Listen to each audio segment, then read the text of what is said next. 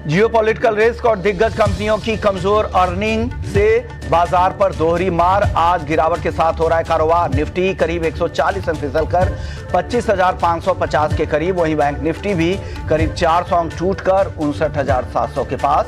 ICICI bank और Reliance industries के नतीजों से बना दबाव। अनुमान से कमजोर नतीजों से आईसीआईसीआई बैंक 3% से ज्यादा टूटा। वहीं अनुमान के मुताबिक नतीजों के बाद एचडीएफसी बैंक में हल्की कमजोरी। बर्नस्टीन ने आउट परफॉर्म रेटिंग के साथ 1200 रुपए का दिया लक्ष्य। दिसंबर तिमाही के नतीजों के बाद रिलायंस इंडस्ट्रीज के शेयर पर दबाव 2% से ज्यादा कमजोर। सिटी और एमओएसएल ने बाई रेटिंग के साथ लक्ष्य में की कमी। तिमाही नतीजों के बाद विप्रो 7% से ज्यादा टूटा। एम्फैसिस, इन्फोसिस और टीसीएस पर भी दबाव। वहीं मार्जिन में सुधार और न्यू डील ग्रोथ से टेक महिंद्रा करीब 3% ऊपर।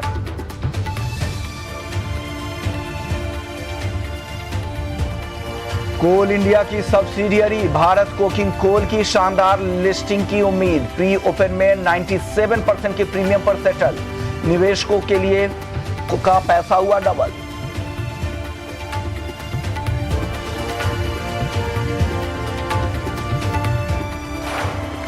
नमस्कार, स्वागत है आप सभी। लेते हैं चांदी के साथ, जहां पर चांदी ने नया ऐतिहासिक लेवल 3 लाख रुपए का बना दिया है। पहली बार चांदी 3 लाख रुपए के ऊपर। सबसे पहले हमने ईटी नाउ स्वदेश पे कहा था कि इस साल मार्च से पहले चांदी 3 लाख के पार निकल जा सकती है, और उस पोल को हमने नए साल के पोल में दिखाया था, और उस टारगेट को चांदी ने समय से काफी पहले अचीव कर लिया है।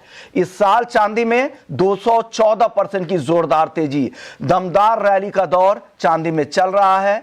यहां पर लगातार छठे साल डेफिसिट की संभावना, दुनिया की बड़ी इकोनॉमी मेटल्स की होर्डिंग में लगी है, और एक लंबे समय तक एक ड्यू थी चांदी की रैली, और वो पिछले 1 साल से रैली चल रही है।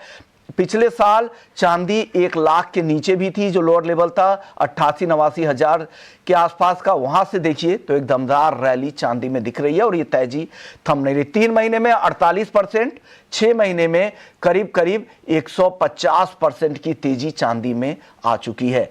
लेकिन अब यहां पर इतनी बड़ी तेजी आने के बाद आपको क्या करना है, यही जानने के लिए चलते हैं अपने मेहमान के पास। दिनेश सोमानी है, प्रो इंटेलीट्रेड सर्विसेज के फाउंडर है।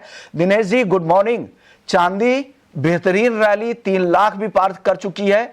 3,03,000 कल आपने मुझे एक वीडियो के जरिए बताया था कि 3,03,000 चांदी जा सकते इस हफ्ते, लेकिन इस हफ्ते क्या पहले ही मिनट में चांदी उसके करीब जाती दिख रही है। यहां से और कितनी तेजी लग रही है? अगर उस तेजी को राइड करना है, उस तेजी को अगर कैच करना है, तो कहां पर एंट्री करनी चाहिए सोमानी जी? जी बिल्कुल विश्व मोहन जी, समय से पहले ही अपना टारगेट अचीव कर ले रही है। पहले दिसंबर में ऐसा लग रहा था शायद 2 लाख पार हो जाएगी, तो दिसंबर में 260 की ली गई। मार्च में भी लग रहा था कि 3,03,000 तक जाएगी, तो ये जनवरी में ही आ चुकी है। तो जो तूफानी तेजी है, ये थमने का बिल्कुल भी नाम नहीं ले रही, और मुझे लगता है जिस हिसाब से मोमेंटम बना है, यहाँ पर तेजी अभी और भी जारी रह सकती है। जो 3,03,000 का टारगेट मैंने आज इस वीकेंड तक कहा था, मुझे लगता है प्रोबेबली आज इवनिंग तक ही ये आ जाएगा। 2,97,000, 98,000 इस दायरे में भी चांदी एक डिप लेती है इवनिंग सेशन तक, तो मुझे लगता है बाय करना चाहिए। जो 95 का इंट्राडे के हिसाब से स्टॉप लॉस मेंटेन करे, और 3,03,000 तक इसको राइड करे। अगर कोई लॉन्ग टर्म निवेशक अभी भी इसमें निवेश तक बन के रहना चाहता है, तो मुझे लगता है कि 2,87,000 का इसमें पोजिशनल स्टॉप लॉस मेंटेन करे और रैली को राइड करे। मुझे लगता है कि 3,33,000 तक के लेवल्स आपको मार्च तक देखने मिल सकते। ओके, 3,33,000 आपने कहा सोमानी जी? 333 जी बिल्कुल। ओके, 3,33,000 भी चांदी जा सकती है। 2,85,000 लॉन्ग टर्म के जो इन्वेस्टर्स हैं, इन की लेवल को ध्यान रखिएगा। इसके नीचे फिसलती है तो निकलने की कोशिश कीजिएगा। और जो इंट्राडे के लिए ट्रेड करते हैं, वो 2,97,000, 2,98,000 के आसपास का भाव चांदी में दिखता है, तो आज के लिए सिर्फ खरीदिएगा। 3,03,000 हो सकता है आज ही अचीव हो जाए। 2,95,000 इंट्राडे ट्रेडर के लिए स्टॉप लॉस सोमानी जी की तरफ से दी गई है। गोल्ड 1,45,000 ये आपने टारगेट दिया हुआ था, वो पूरे हफ्ते का आपका टारगेट था, लेकिन आज ही वो अचीव हो चुका है। 1,45,500 का नया हाई लगा है। अब क्या लग रहा है सर, अब क्या करें? जी, इसका मोमेंटम बिल्कुल सिल्वर को फॉलो करने का ये प्रयास कर रहा है। अगर आप गोल्ड सिल्वर रेशियो अगर ट्रैक करते हैं, तो नवंबर 20 को ये रेशो 82 के आसपास था, जो घटकर भी 50 हो गया है। मतलब करीब 25 से 26 दिनों में 40% का ये रेशो गेन कर चुका है। सिल्वर ने एक तरफा अपनी रैली दिखाई है, जबकि गोल्ड कुछ हद तक के सिल्वर को फॉलो करता रहा है। बट मुझे लगता है अपसाइड जो गोल्ड है अभी भी इंटैक्ट है। 1,47,500 के लेवल्स गोल्ड मार्च एंड तक ये आपको दिखा सकता है। बट को इंट्राडे के लिहाज से अगर बाय करना चाहते हो तो 1,44,000 डिप का इंतजार करें, वहां बाय करें। 1,43,600 का स्टॉप लॉस मेंटेन करके 1,44,700 और 1,45,200 ये अपसाइड टारगेट आपको देखने मिल सकते हैं। ओके, तो 1,44,600 का 50 का टारगेट है। इंट्राडे के लिए कॉल है, सिर्फ इंट्राडे के लिए कॉल, ये ध्यान रखिएगा। 1,44,000 पे खरीदे, 1,43,600 का यहाँ पे इसे लगाना है। मेटल्स की चाल देखते हैं। आज बेस मेटल्स में भी ठीक ठाक तेजी दिख रही है। कॉपर वापस से 1300 के ऊपर आ चुका है, 1% ऊपर है। जिंक 5%, 0.25% एल्युमिनियम में तेजी है। निकेल 1.5% की तेजी दिखा रहा है। आपको क्या पसंद आ रहा है सोमानी जी इन सारे बेस मेटल्स में? जी बिल्कुल, अगर ब्रॉड बेस अगर आप एक रेंज देखो तो कॉपर मुझे लगता है कि नीचे में 1270 1280 यहाँ पर बार बार सपोर्ट लेता है, और 1315 1320 इस दायरे में रेजिस्टेंस लेता है। मुझे लगता है कि 1298 99 इस दायरे में कॉपर बाय करना चाहिए। 1288 का इंट्राडे के लिहाज से आप स्टॉप लॉस मेंटेन करें। 1313 और 1325 के लक्ष्य कॉपर में देखने मिल सकते हैं, लेकिन सबसे स्लो और स्टेडी और मुझे लगता है कि एक बढ़िया निवेश कोई बन सकता है तो एल्यूमिनियम में बन सकता है। वो आप 316 317 के दरमियान एल्यूमिनियम बाय करें। 326 के लक्ष्य के लिए 313 का मात्र स्टॉप लॉस मेंटेन कर सकते हैं। ओके, तो चलिए बेस मेटल्स पे भी आपको राय आ गई है, एल्युमिनियम इनकी टॉपिक है, गोल्ड सिल्वर पे भी राय आ गई है।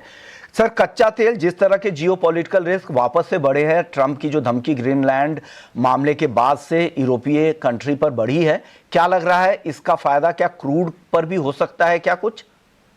जी, फायदा तो होता हुआ नजर आता है। 5200 के लेवल से ऊपर आके 5400 5500 के लेवल से इसने छुए हैं। बट मुझे बहुत ज्यादा अत्यधिक तेजी भी हाल फिलहाल इसमें नजर नहीं आती, अनलेस एंड अनटिल ये बड़ा एक मोमेंटम कैच करे बेस मेटल्स और बुलियंस के तरफ। बट यहां जरूर लगता है कि 5350 65 के आसपास एक डिप अगर मिलता है तो वहां खरीदारी कर सकते हैं। 5305 का स्टॉप लॉस मेंटेन कर 5440 का लक्ष्य आप देख सकते हैं। नेचुरल गैस की बात कर लेते हैं सर। यहाँ पे जोरदार उछाल है क्योंकि यूरोप में एक बड़ी सप्लाई यूएस से भी आती है, बाकी रशियन सप्लाई तो आती है गैस की। 11% ऊपर है ये, इस रिस्क का, इस जियोपॉलिटिकल रिस्क का, ये जो इमर्ज हुए हैं रिस्क, उसका फायदा सबसे ज्यादा एनजी को ही लग रहा है। इतनी बड़ी तेजी, और भी बड़ी तेजी आनी है क्या एनजी में सर? जी, बड़े समय के बाद में एक रिवर्सल हमें देखने मिला है। जिस हिसाब से टैरिफ दोबारा 10% यूरोपियन कंट्रीज पर लग रहा है, मुझे लगता है कि ये दौर कहीं थमने वाला नहीं है। नेशनल गैस पे इसका सीधा प्रभाव पड़ सकता है, और मुझे लगता है कि 302 303 के दरमियान नेशनल गैस आप बाय कर सकते हैं। पोजिशनल स्टॉप लॉस आप 280 का मेंटेन करके 360 का लेवल आपको नेशनल गैस में आने वाले समय में देखने मिल सकता है। मुझे लगता है स्ट्रॉन्ग रिवर्सल आज इसमें आया है, 11% का गेन आया है नेशनल गैस में। ये तेजी का दौर अब यहां से 360 तक की जा सकता है। ओके, 360 तक भी जा सकता है, यानी सीधा यहां से 48 रुपए ऊपर का टारगेट सोमानी जी दे रहे हैं। सर, एसएल भी दे दीजिएगा, काफी चंचल ये काउंटर है ये नेचुरल गैस, इसलिए स्टॉप लॉस का लेवल एक बार बता दीजिए। बिल्कुल 278 का आप स्टॉप लॉस मेंटेन करें और ये रैली को राइड करें आप।